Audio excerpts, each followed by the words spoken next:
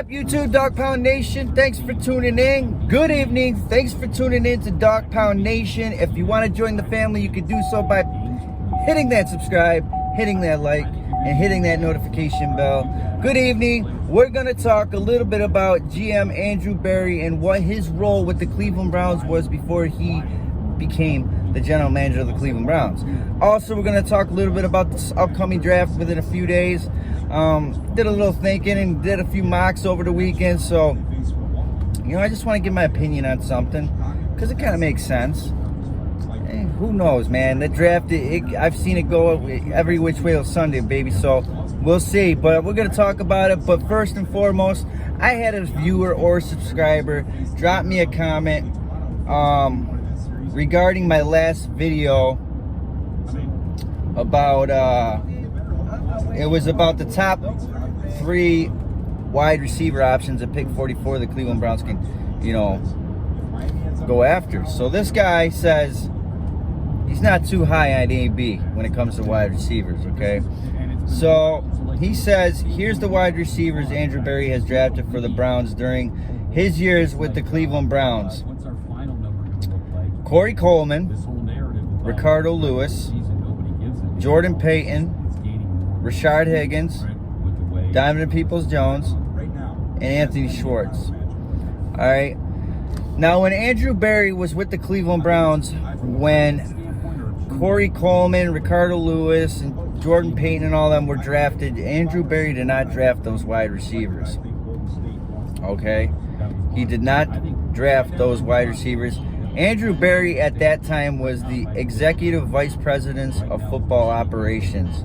Okay, they handled things like player discipline, all that kind of stuff. He does not have the final say when it comes to making draft selections. Yeah, he could put his input. I'm sure he was involved in that, but he didn't draft those players.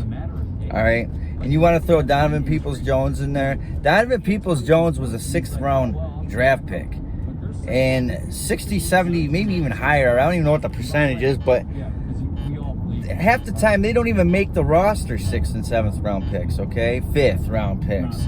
All right. I think, we'd all want, DPJ to turn, into this elite wide receiver, but he's not there yet. And I honestly think he's going to be better with Deshaun Watson under center. All right.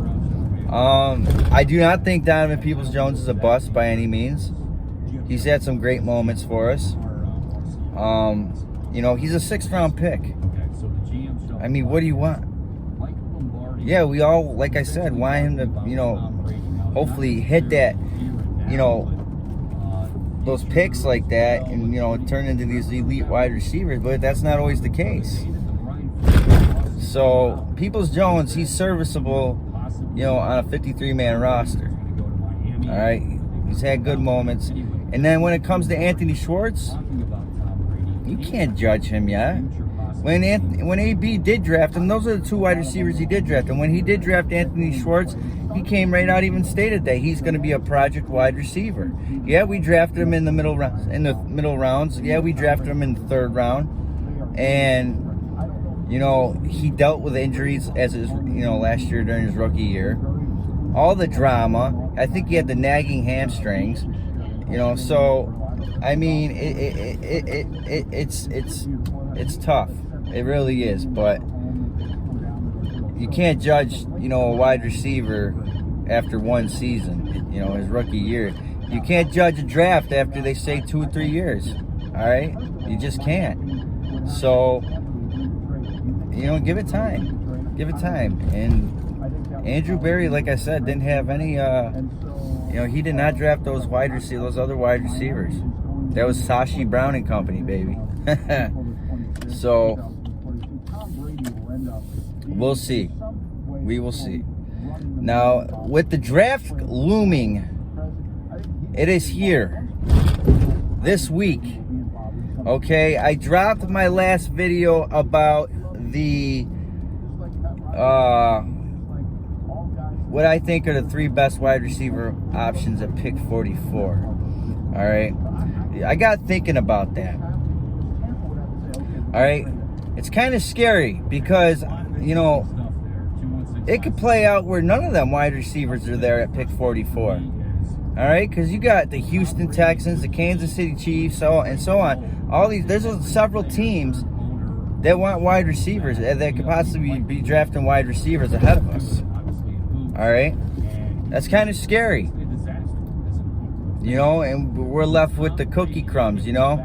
So what I think is going to have to take place if the Cleveland Browns want to feel comfortable at drafting a wide receiver at pick 44, they're going to have to to feel comfortable, they're going to have to move up, I think. I think they're going to have to move up from 44, probably cost a future pick. But I think they have to.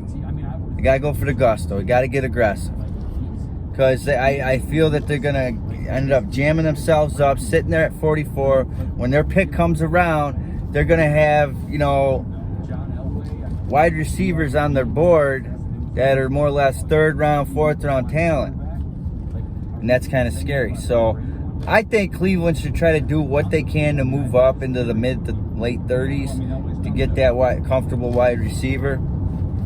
You know, because I just don't want to jam us up. You know what I'm saying? But then again, they might not even go wide receiver at pick 44. They might go defensive tackle. They might go defensive end. Who knows? Those are the three positions. Well, at least we know out of those three positions, we're more than likely going to be drafting, you know, one of those, you know, positions. So, you know, got this Logan Hall. This Logan Hall out here is, you know, starting to creep up those draft boards. So, and he could be a big pick. You know, I'm not going to be mad either way we go because, I think if we don't bring in that wide receiver that we're looking for with the, you know, second round pick, I think that AB is going to make some magic happen. Bring in a Will Fuller or, you know, something along the lines of Deshaun Jackson. He stated he wants to come to Cleveland. You know, Jarvis Landry. So I think he'll bring in somebody like that. If you know, they don't get that wide receiver they're comfortable with to work with Amari on the opposite side. So we'll see. We'll see. That's what I think is going to take place. And, you know, this whole Baker Mayfield, you know, sitcom, that's what it's turning out to be. It's a sitcom, reality TV or whatever, however you want to put it. Like, he's probably not going to get moved until after the draft or even maybe during the draft. Who knows? I know a lot of you guys can't stand Baker Mayfield, but I am a Baker Mayfield fan. I like the kid. I think he's got to grow up. That I will say. He's got to mature. He's got to get his shit together.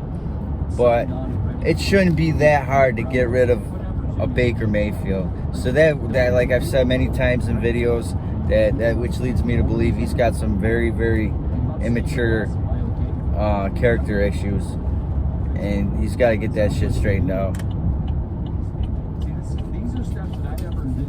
You know. So we will see. We will see. I'm about to end this video, so I'm about to get home. I'm gonna upload this video, get this going for you guys. I hope everybody has a great rest of their day. And please, if you haven't, subscribe to the channel, guys. Become a member of Dog Pound Nation. Alright?